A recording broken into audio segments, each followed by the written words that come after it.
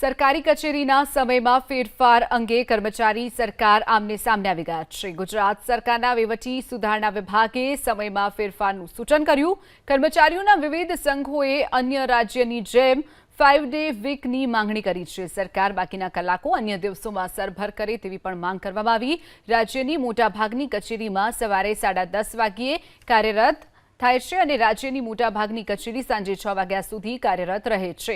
કેટલાકે સવારે 9:30 થી સાંજે 5 વાગ્યાનો સમય કરવા માટેનું સૂચન કર્યું। કર્મીઓના વિવિધ સંઘોએ સવારે 9:45 થી સાંજે 6 વાગ્યે 10 મિનિટનો સમય સૂચવ્યો છે।